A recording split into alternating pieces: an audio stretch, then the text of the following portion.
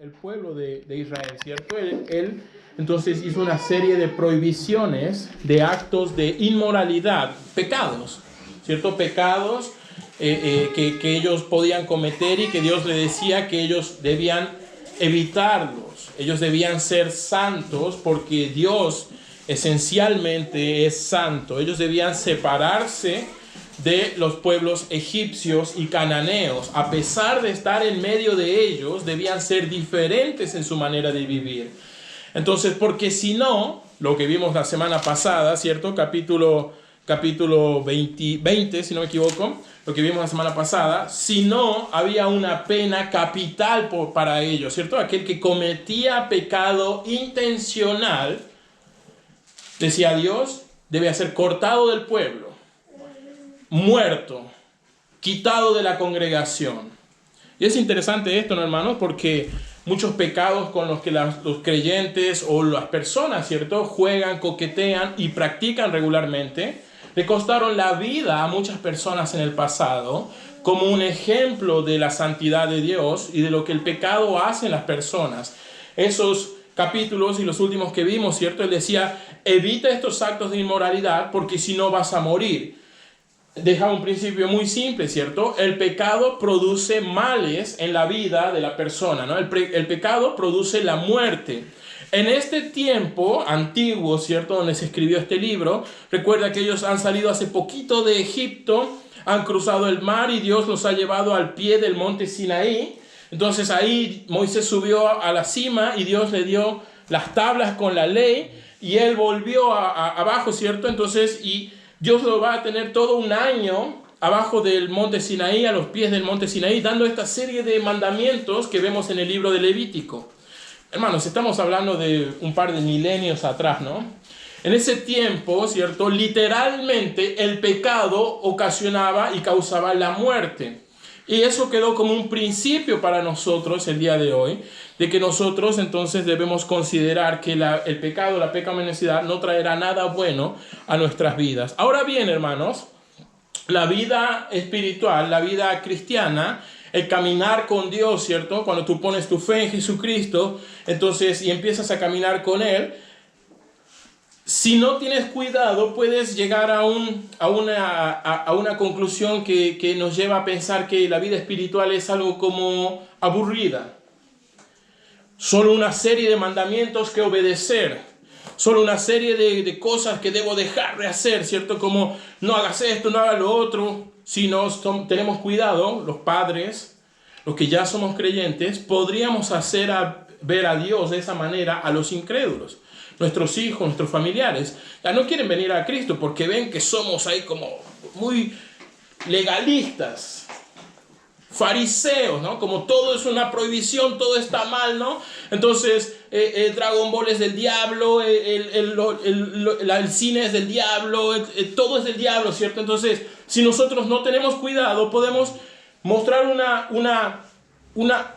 un Dios que no es el Dios de la Biblia. Lo decía nuestro hermano Ramón, tenemos un Dios misericordioso. Amén.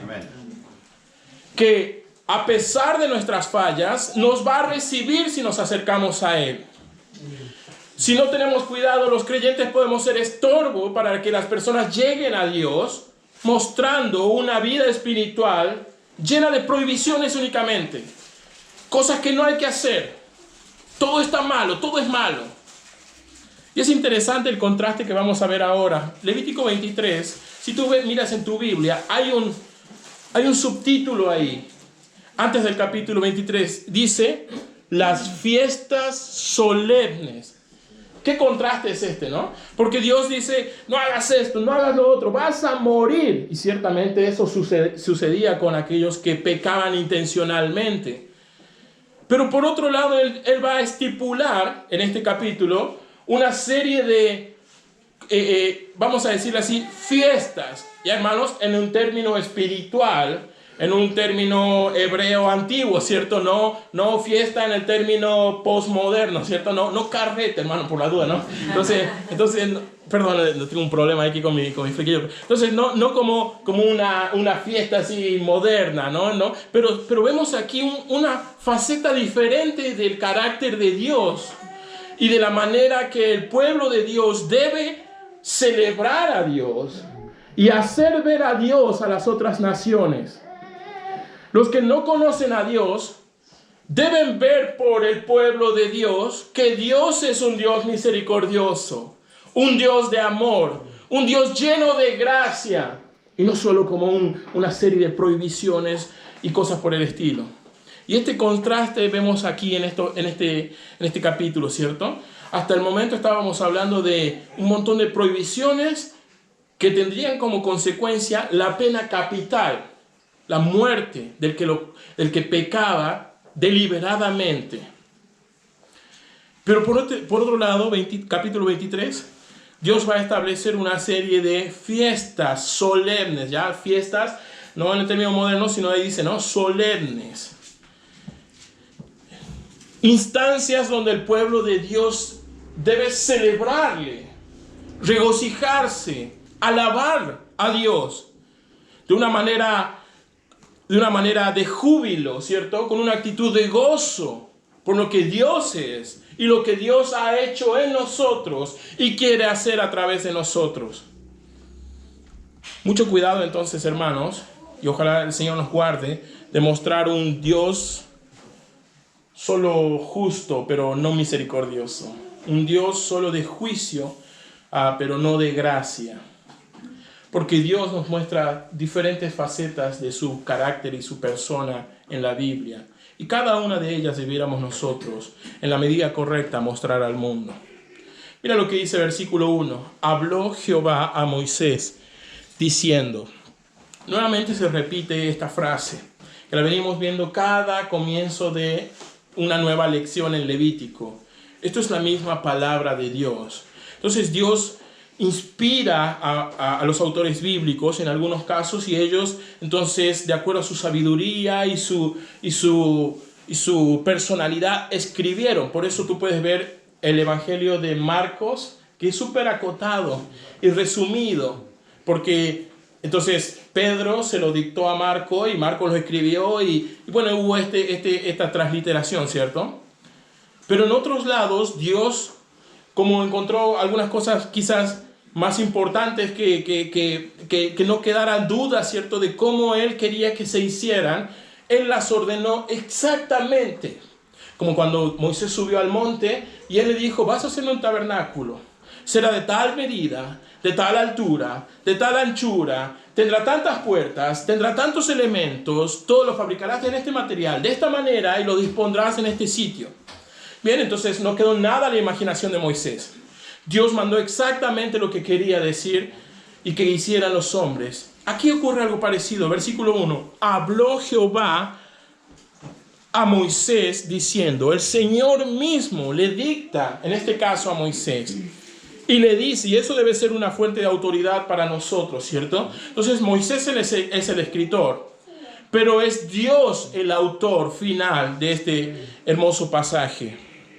Ahora bien, antes de entrar de lleno a lo que van a ser las fiestas y estos días que ellos debían recordar en su calendario anual, quiero animarte para que cuando tú estudies el Antiguo Testamento, o ahora mismo que vamos a estudiar nosotros el Antiguo Testamento, sepas bien cómo hacerlo, porque hay dos formas, hermanos, en que nosotros debemos entender el Antiguo Testamento. Mira 1 Corintios capítulo 10, 1 Corintios capítulo 10, porque si no, algunas personas pueden caer en el error de interpretación, ¿cierto? De tomar algunas leyes antiguo testamentarias que eran únicamente para la nación de Israel y querer aplicarla a chilenos, ¿cierto? Que no tiene nada que ver con, ninguno es con un trasfondo judío, ¿cierto? Entonces, de esa manera nosotros vemos personas hoy o congregaciones que prohíben algunos alimentos.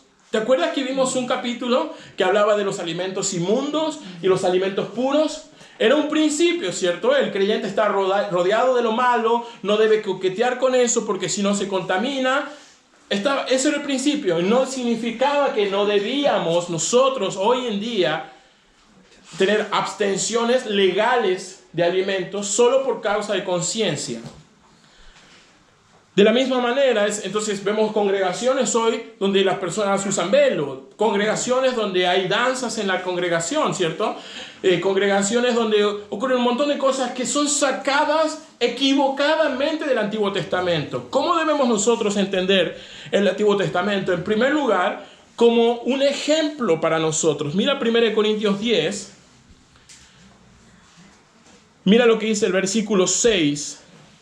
En este pasaje Pablo está relatando el Éxodo y cómo después Dios, sacando al pueblo de Egipto, atravesando el mar, ¿cierto? Les dio primero el maná y después les dio el agua de la roca y los salvó y los sustentó y después los introdujo a la tierra prometida. Pero mira lo que dice el versículo 6. Mas estas cosas sucedieron. ¿Qué dice, hermanos? Como ejemplo. Levítico se escribe hace un par de milenios. Después, un par de milenios adelante, Pablo dice, inspirado también por Dios. El Antiguo Testamento y muchas historias del Antiguo Testamento debemos verlas como ejemplo. Versículo 6. Para nosotros, para que no codiciemos como ellos codiciaron. 7. Para que no seamos idólatras como ellos fueron idólatras. 8. Para que no forniquemos como ellos fornicaron y murieron un montón en un solo día. 9. Para que no tentemos al Señor como ellos lo hicieron. 10. Para que no murmuremos como ellos lo hicieron. 11. Estas cosas les acontecieron a ellos como ejemplo para nosotros y están escritas para amonestarnos a nosotros. Por otro lado, una segunda forma de entender el Antiguo Testamento es a través de lo que se conocen como tipos, vamos a decir, usar la palabra sombras, figuras. Mira lo que dice, por favor, el libro de Hebreos, capítulo 9. Hebreos, capítulo 9.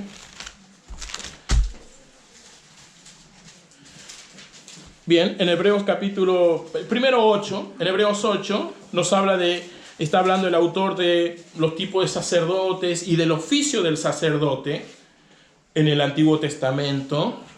Bien, entonces, no que hayan sacerdotes hoy en día, eso es otro error de interpretación, ¿cierto?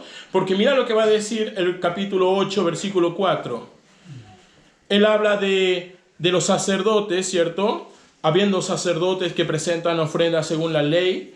Y dice 5, las cuales sirven a lo que es, esa frase, figura y sombra de las cosas celestiales.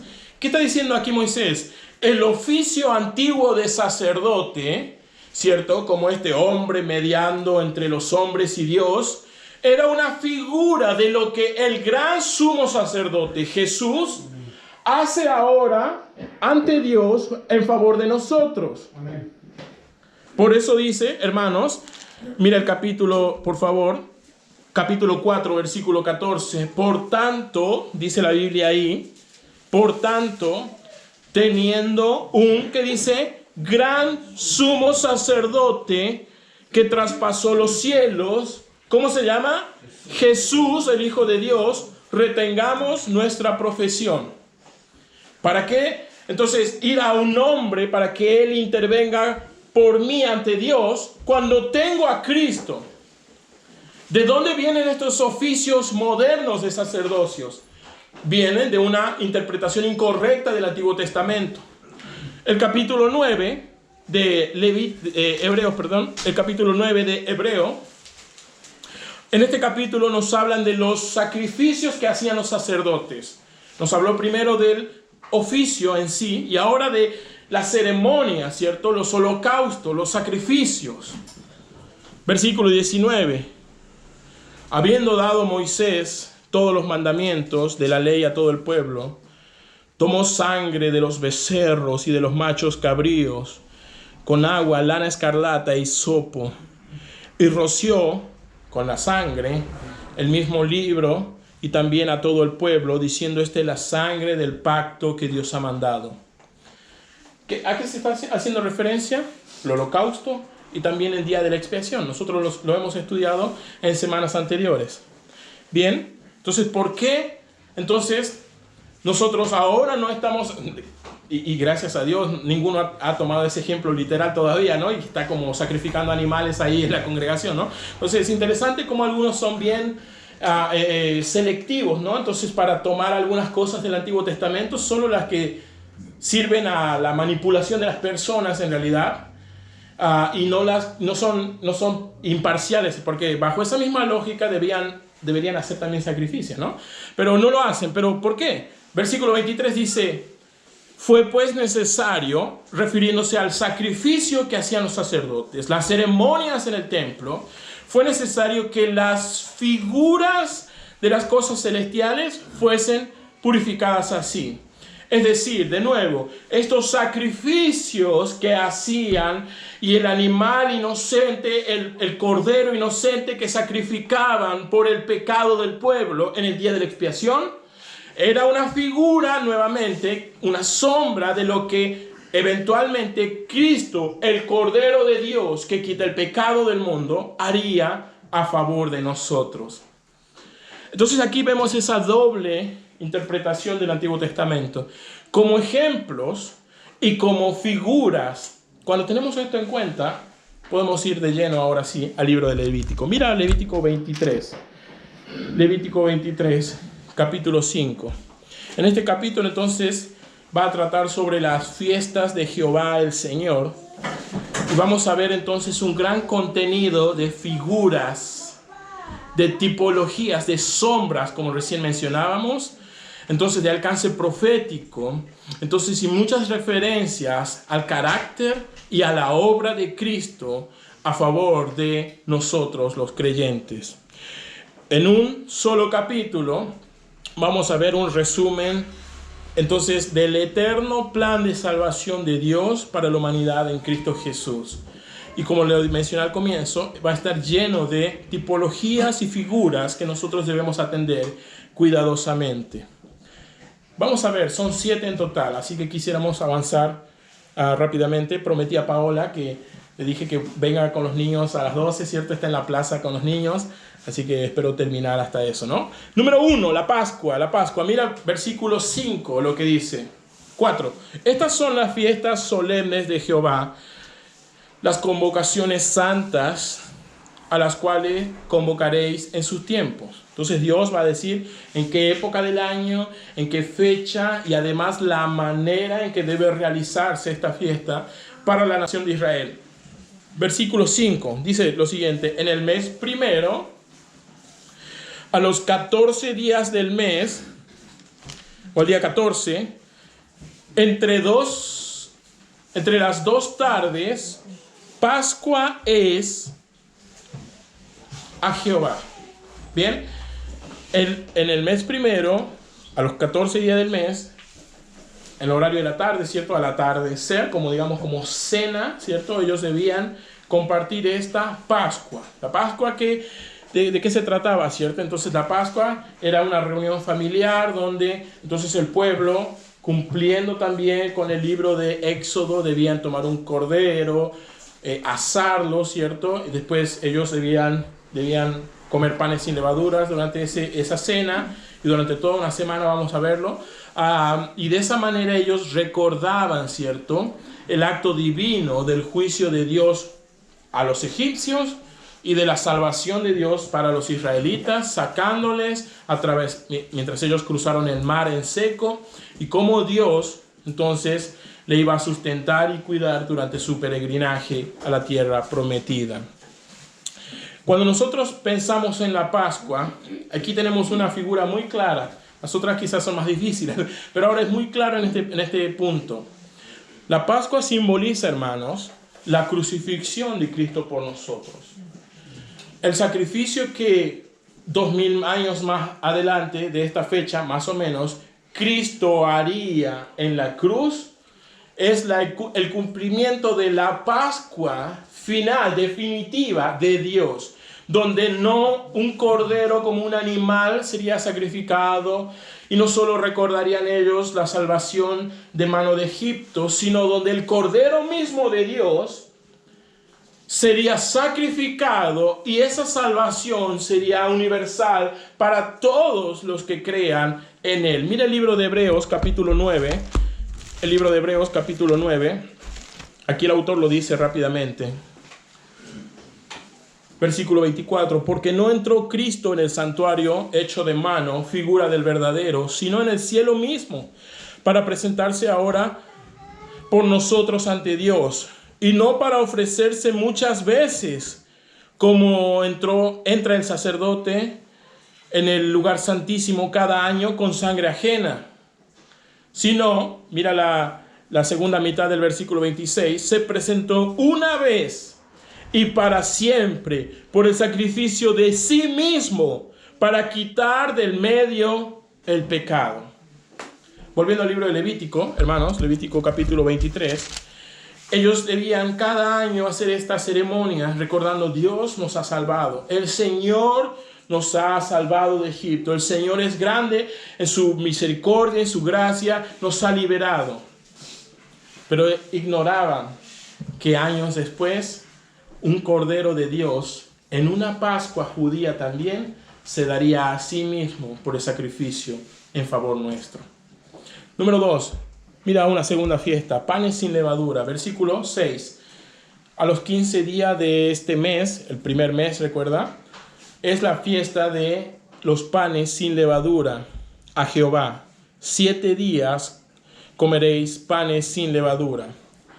El primer día tendréis santa convocación, ningún trabajo de siervo haréis, y ofreceréis a Jehová 7 días ofrendas encendidas. El séptimo día será santa convocación y ningún trabajo de siervo haréis.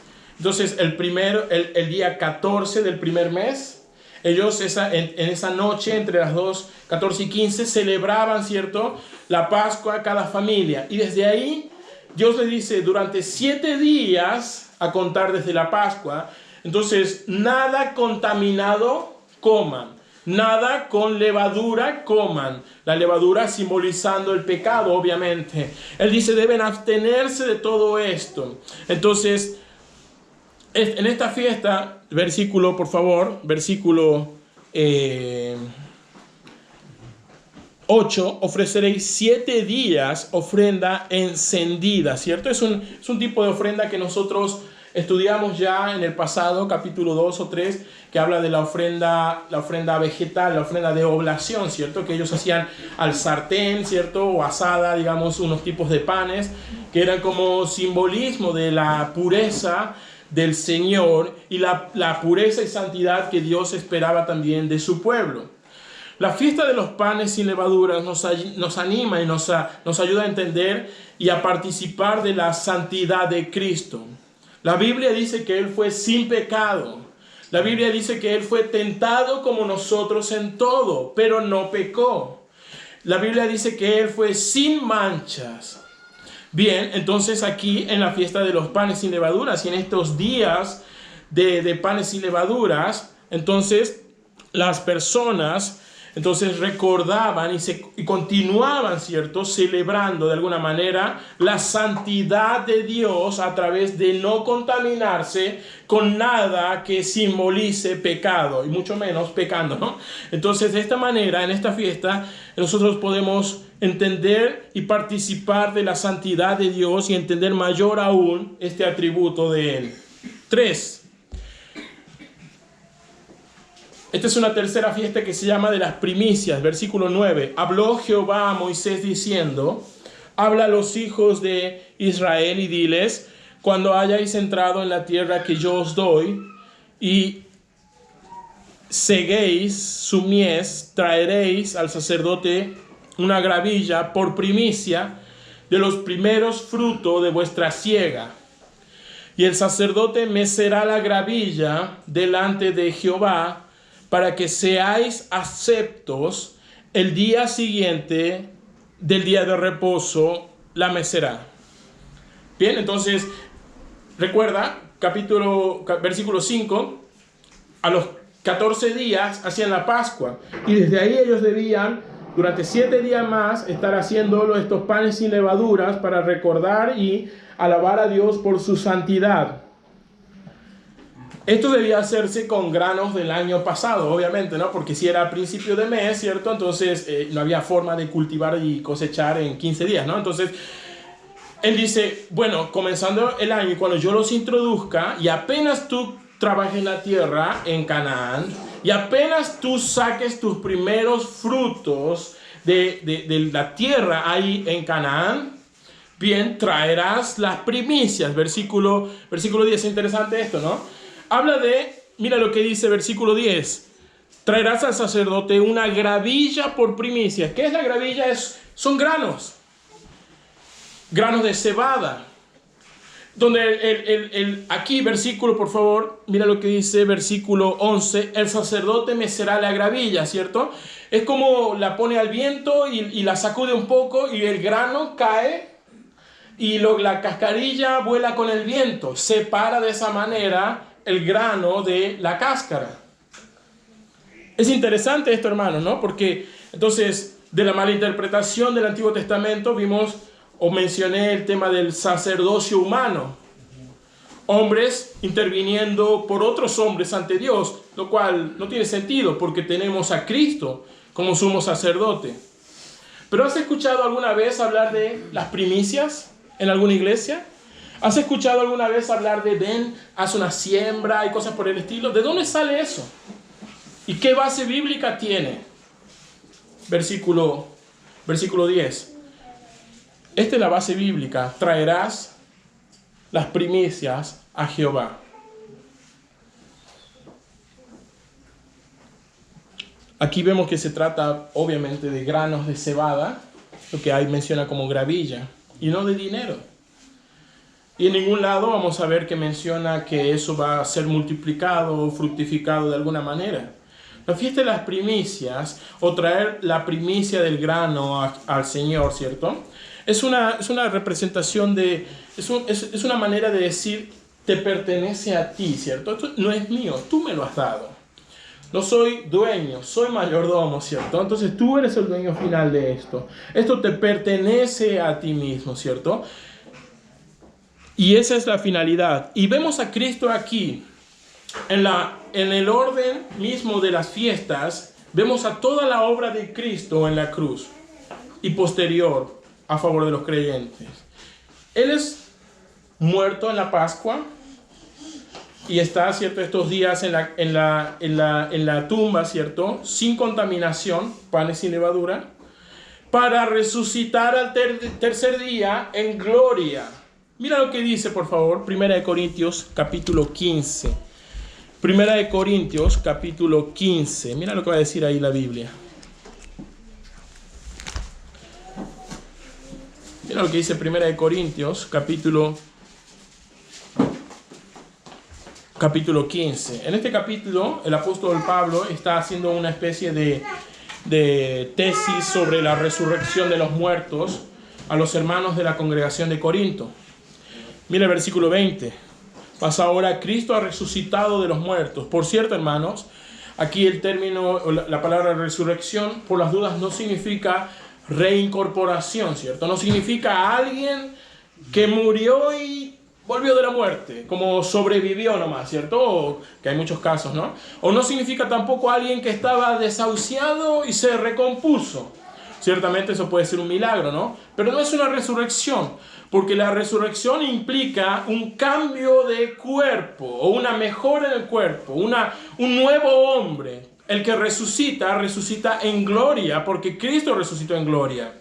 Acerca de volver de la muerte, hay muchos casos, ¿cierto? Lázaro, entonces, y hay también en el libro de Hechos, ¿cierto? Una persona que se durmió, cayó al piso y Pablo lo ayudó y él se reincorporó. Eso no es resurrección. También hay personas que no vieron la muerte, como Enoc, o como algunas personas que fueron traspuestos, ¿cierto? Y llevados al Señor. Eso no es resurrección. El único que resucitó en la historia de la humanidad es Cristo. Amén. Y dice la Biblia, 20, mas ahora Cristo ha resucitado de los muertos. Mira esa frase. Primicias de los que durmieron es hecho. ¿Qué está diciendo ahí, cierto? La resurrección de Cristo, ¿cierto? Es, de alguna manera, el mostrar que toda esa obra, ¿cierto?, entonces pertenecía a Dios y es de Dios. Y aquellos que creen en Cristo, como Él, pertenecen a Dios, como las primicias. No tiene nada que ver con lo económico. Qué lamentable, ¿no?, que muchas personas utilicen eso y lo muevan y lo tuerzan para llegar al punto de depositar más dinero, ¿no? No es algo que tenga que ver con eso. Porque mira, versículo 21, por cuanto entró la muerte por un hombre, también por un hombre la resurrección de los muertos. Porque así como en Adán todos murieron, en Cristo todos serán vivificados, pero cada uno en su debido orden. Cristo, ¿qué dice? Las primicias. Luego los que son de Cristo en su venida, 24, y luego el fin. Aquí Pablo entonces aquí resume el orden de los tiempos, ¿cierto? El primero que ha resucitado es Cristo y su resurrección es una especie de primicia a Dios, que esa obra pertenece a Él. Y los que crean en Él pasan a pertenecer a Dios como la primicia misma es de Dios. Hablando de eso, los segundos que resucitarán en ese orden, versículo 23, son los que hemos confiado en Jesucristo. Por eso cuando volvemos al libro de Levítico 23 y esta fiesta donde ellos debían, ¿cierto?, que la deja ahí como pendiente el Señor, porque ellos no han entrado todavía a Canaán. Él dice, cuando tú entres y trabajes la tierra, debes venir al tabernáculo, al sacerdote y decir, esto te pertenece a ti, Señor. Y vemos a Cristo ahí también, muriendo en la Pascua, manteniéndose fuera de toda contaminación y del mundo y del pecado en la sepultura y resucitando en gloria en las primicias. Además, versículo 15, tenemos una cuarta fiesta, todavía al principio del año, que es la fiesta de Pentecostés.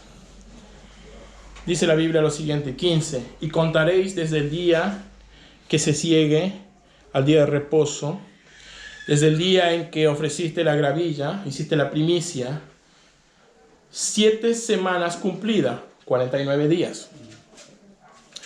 Hasta el día siguiente del 7º día de reposo, contaréis entonces 50 días. Y esto es curioso.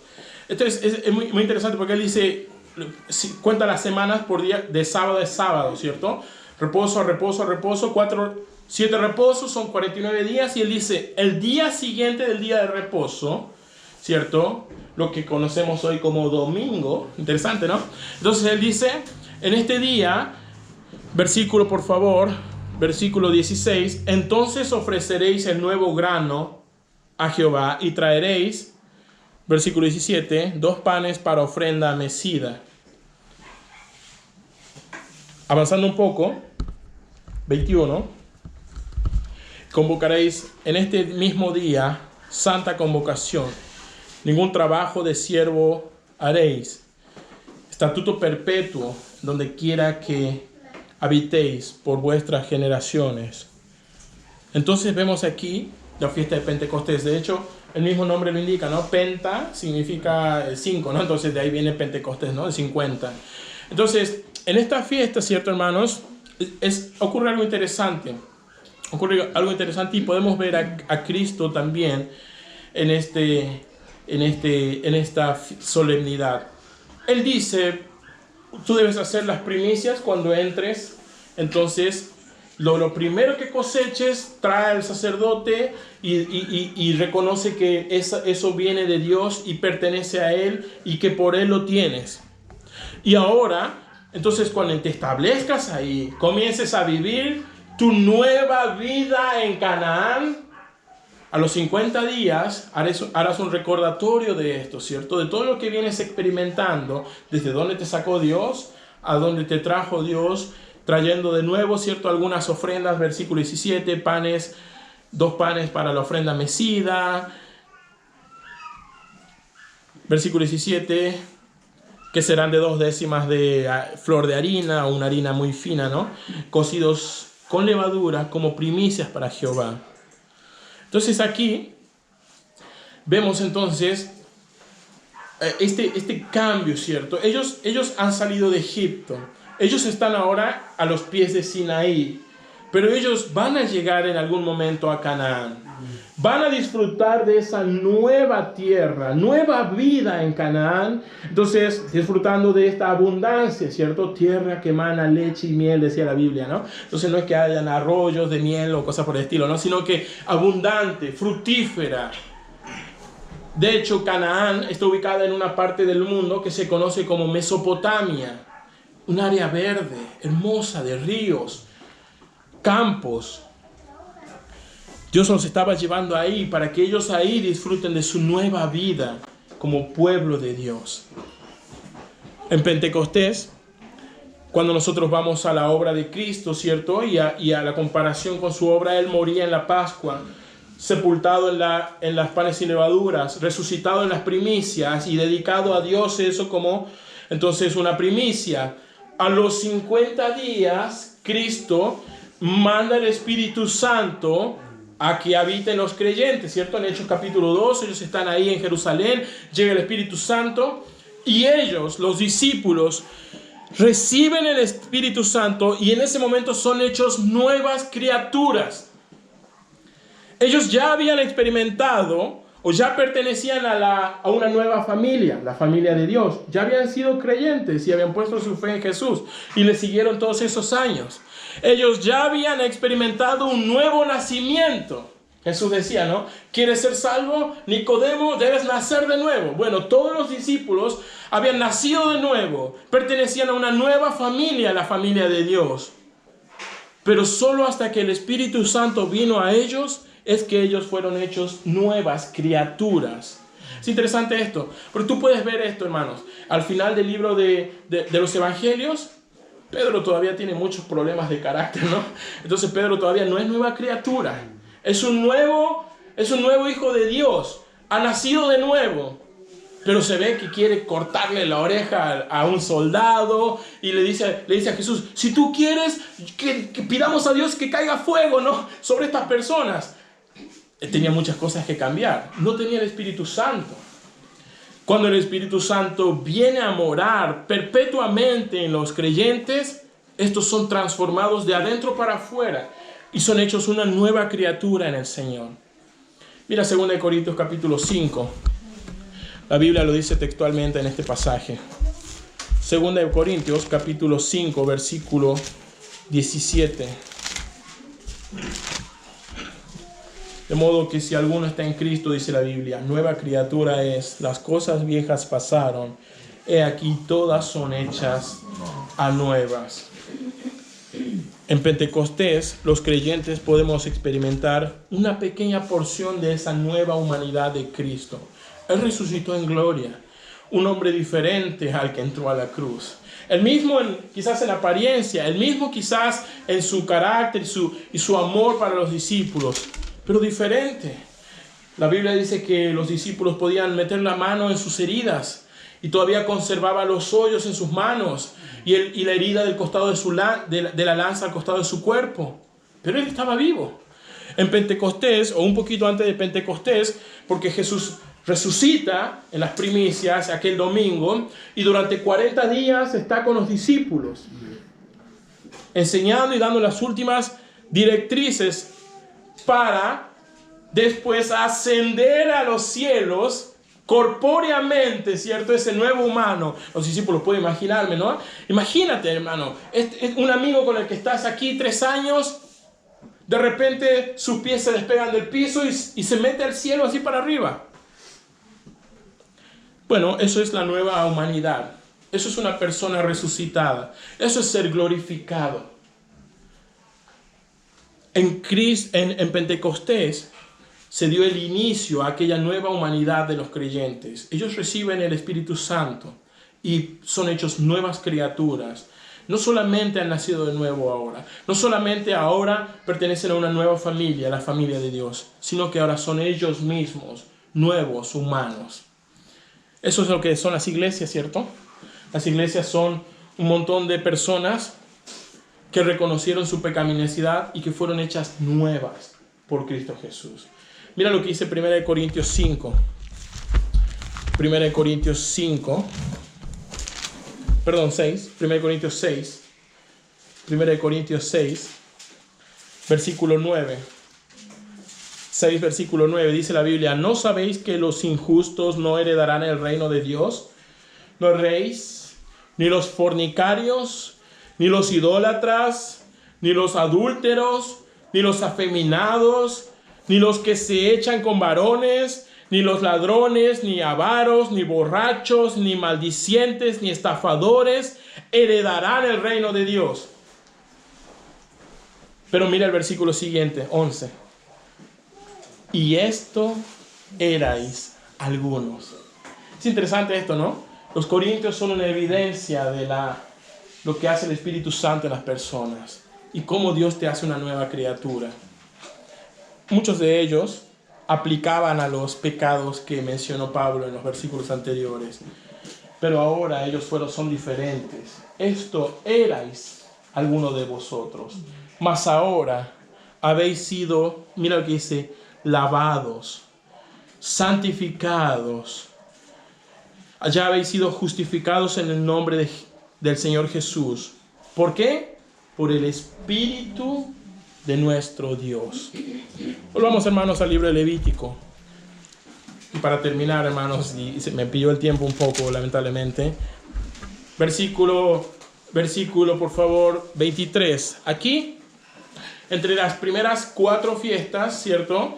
Pascuas, panes sin levaduras, primicias y Pentecostés, ocurren todas al principio del año. Comienza el 14 del primer mes y después van 7 días de levadura, de ahí 50 días hasta Pentecostés y ahí termina.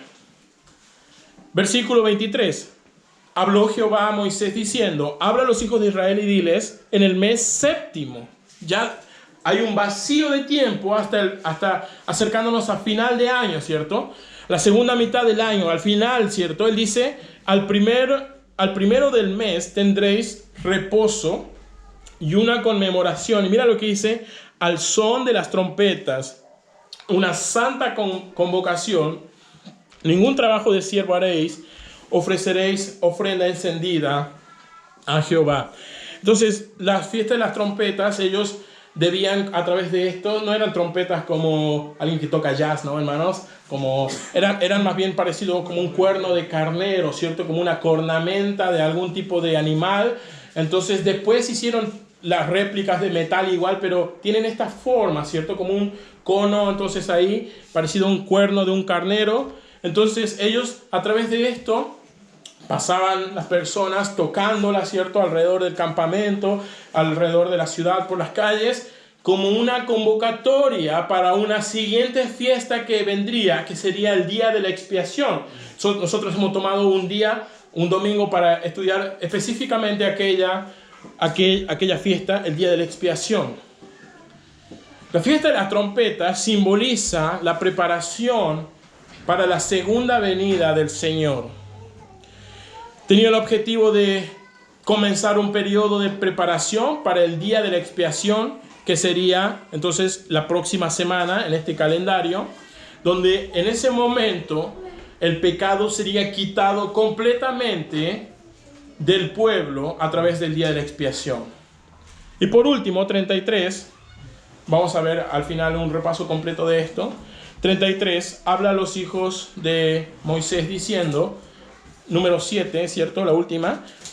A los 15 días del mes séptimo será la fiesta solemne de los tabernáculos a Jehová por 7 días. Versículo 42. En tabernáculos habitaréis 7 días.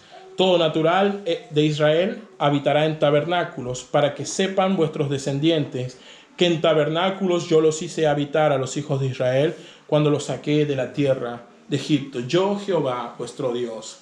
Esta fiesta, ¿cierto? Tabernáculo, muchas veces lo mencioné, pero la audiencia se renueva, ¿no? Entonces vale la pena recordarlo, ¿no? Entonces, tabernáculo no es un sustantivo, sino un verbo.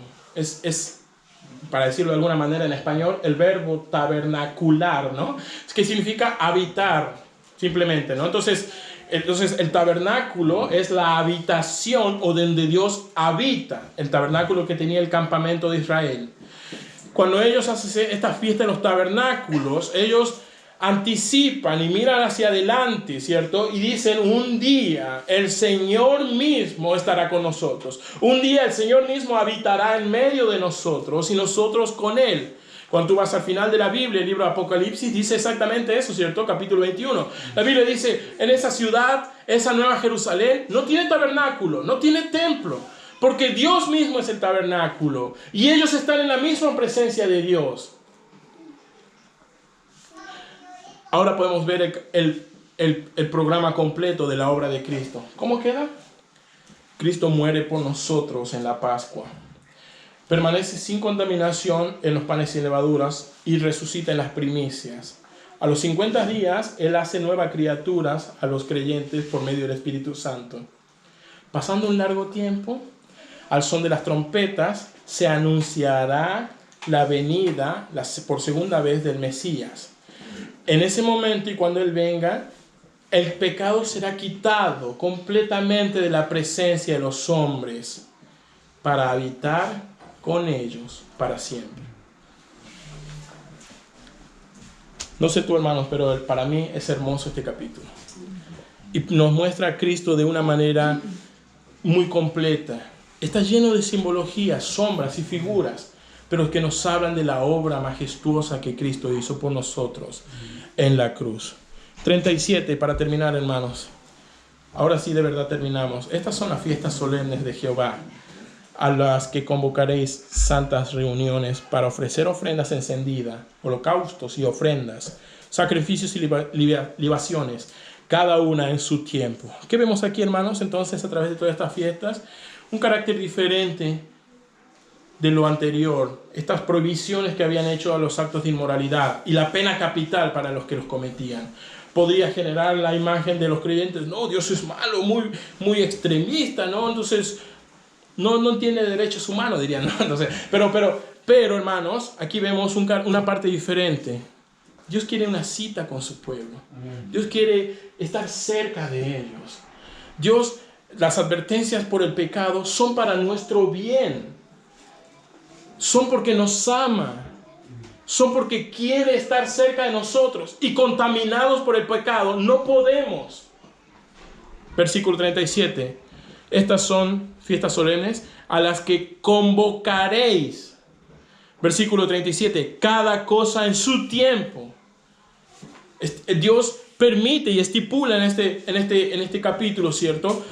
En el año, al menos 7 veces, quiero que mi pueblo venga, me adore, me alabe. Estemos juntos, celebremos juntos la obra de salvación. Celebremos juntos mi santidad. Celebremos juntos mi misericordia. Citas con Dios. Mira Salmo 50, versículo 5. Salmo 50, versículo 5. Salmo 50, versículo 5. Juntadme a mis santos, los que hicieron conmigo pacto con sacrificio. Hermanos, si la Biblia te confronta en algún pecado, no te alejes de Dios. Aléjate del pecado. Porque Dios te quiere cerca.